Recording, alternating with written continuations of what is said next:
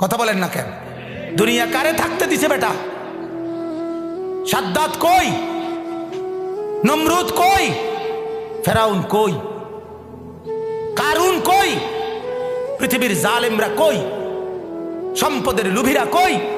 দুনিয়াদাররা কই? বলো মিয়া, বলো কই? কেউ টিকছে দুনিয়া? কেউ টিকছে?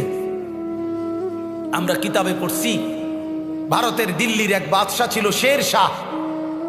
শের শাহ 40 বছর একটানা যুদ্ধ করছে এই রাজত্বের জন্য, দিল্লির রাজত্বের জন্য।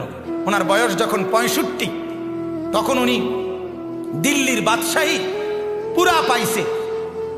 সেদিন পাওয়ার পরে একদিন আফসুস করে বলতেছে, হায় দুনিয়া, তুই আমারে যখন ধরা দিলি তখন আমার কবরে যাওয়ার সময় হয়ে গেল।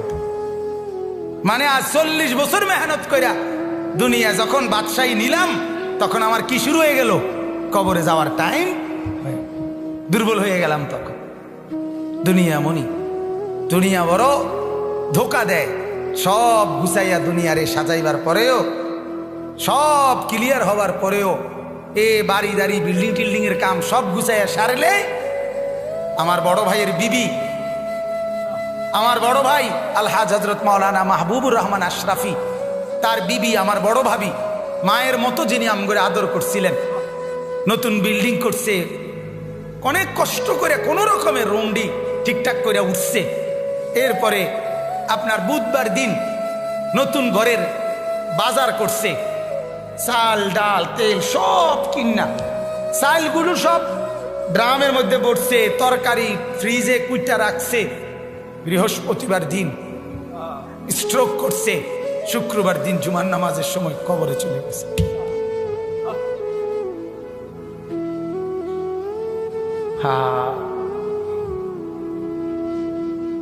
আগামীর পৃথিবী, আগামীর সামনে দাজ্জাল বাজান, আগামীর সামনে দাজ্জাল।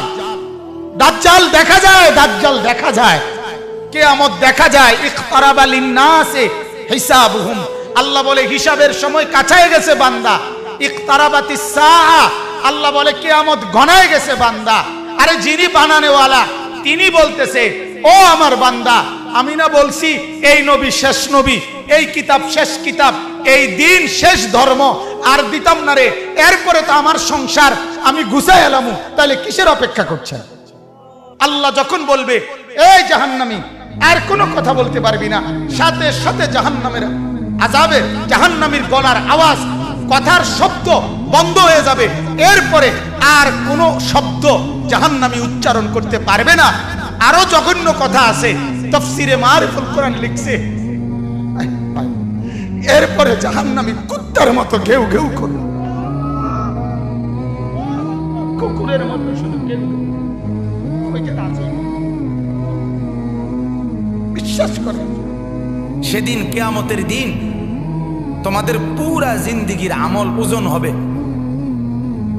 এই কথাটা বান্দা আমি আবারও বলছি, এটা আল হক, এটা কিন্তু বাস্তবেই আসলেই সত্য কথা। এটা আসলেই কি আমরা অনেক সময় বলি না, হুজুররা আসলে, হুজুররা কয় যে আসলে যত কয় অত না, যত কয় অত না।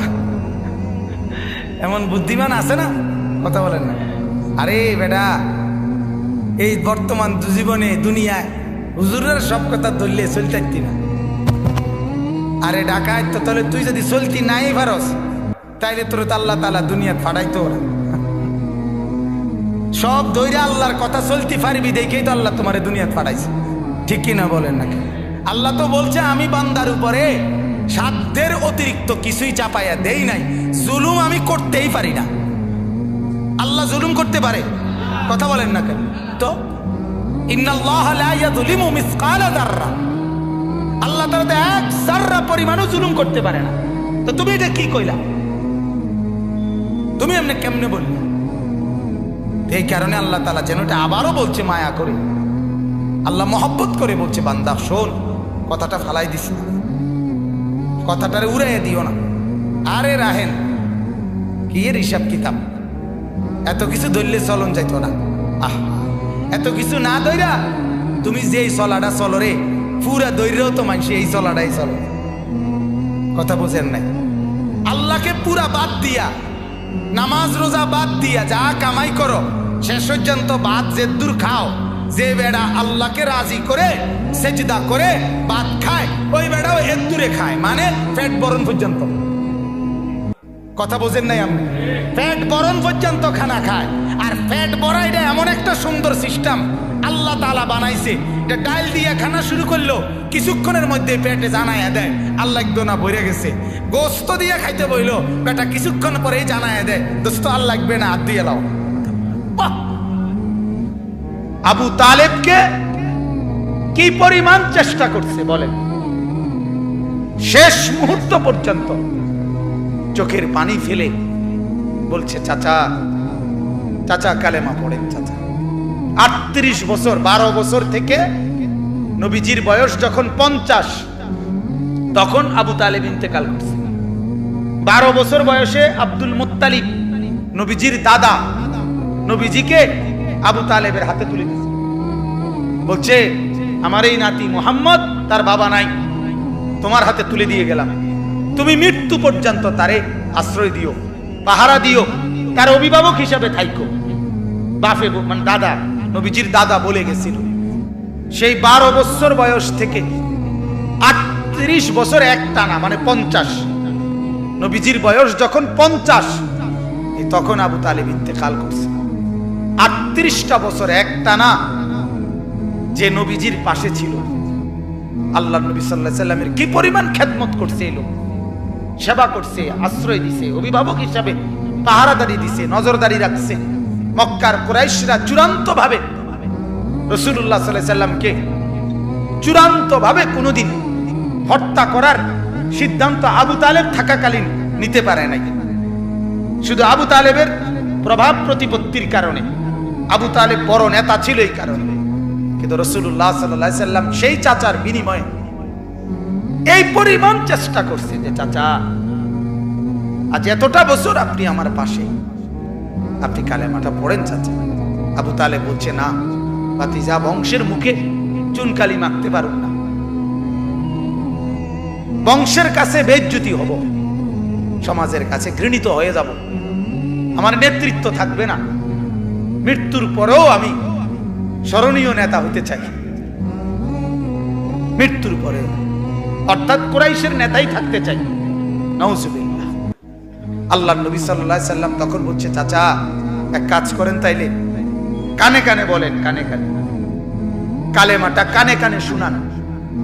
আমি কসম করছি আমি হায়াত থাকাকালীন জগতের কাউরে কোনোদিন বলবো না আপনি যে ঈমান আনছেন, শুধু হাসরের মাঠে আমার আল্লাহর সামনে সাক্ষী দেব আমার চাচা ঈমানদার ছিলেন।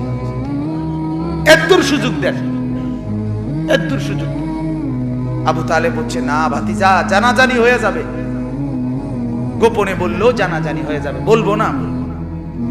সর্বশেষ আল্লাহ নবী সাল্লাল্লাহু আলাইহি সাল্লাম অঝরে চোখের পানি ছেড়ে দিছে, কাঁদতে কাঁদতে বলছেন চাচা আপনি যদি ঈমান হারা হয়ে কবরে যান, আপনার কবরে আযাব হবে, আপনার জাহান্নামে আযাব হবে, আর আমি ভাতিজা মুহাম্মদ সেটা কেমনে সহ্য করুন চাচা?